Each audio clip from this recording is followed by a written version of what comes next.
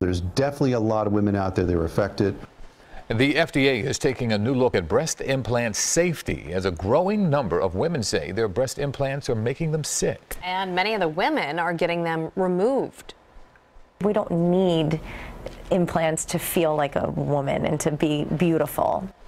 There's a chorus of complaints about breast implants on Facebook and support groups for women struggling with a number of health issues. And health reporter Stephanie Stahl is here now with a renewed interest from the federal health officials. That's right, guys. First, we should say most women with implants are fine, but the FDA is having a public meeting of medical advisors to review the safety of breast implants early in the new year.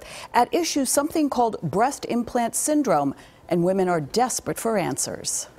I was getting sicker and sicker, and I didn't know why. Karen Minetti says yoga helped some, but for the past 10 years, her life was torture. I used to be perfectly healthy. Karen is a professional figure competitor, a winner in natural bodybuilding where no supplements are allowed. For her, getting the perfect figure included having breast implants. It's part of your symmetry, it's part of your shape, and I just wanted to feel more of like a female. But she's now convinced the implants caused a series of health problems. Digestive issues, adrenal issues, hormone issues, pigmentation issues, hair loss, depression, weight gain, inflammation. Internet research led her to Facebook groups, tens of thousands of women with implants complaining of similar problems. When I found these Facebook groups, I felt like I was reading my story just from a different voice. Over the years, there have been a variety of concerns about the safety of silicone and saline breast implants, but their popularity is growing. Over 300,000 women got them last year,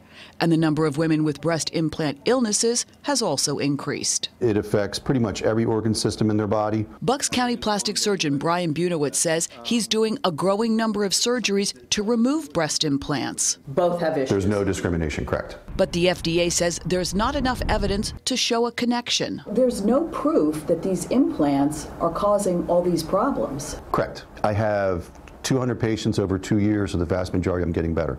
Something's out there. There's a certain subset of women that are prone to inflammatory issues.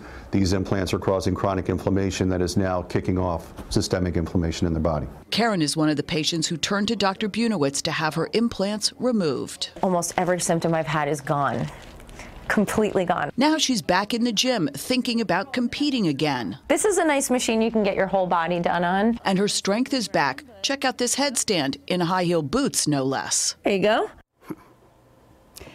Now, the FDA does say breast implants are not lifetime devices. The longer a woman has them, the more likely there are to be complications. And while the science so far does not link them to connective tissue disease, the agency says there could be an increased risk for large cell lymphoma. So this is a story we are going to continue to follow for sure. So will the studies. Yeah, indeed. Thank you, Stephanie. Appreciate it.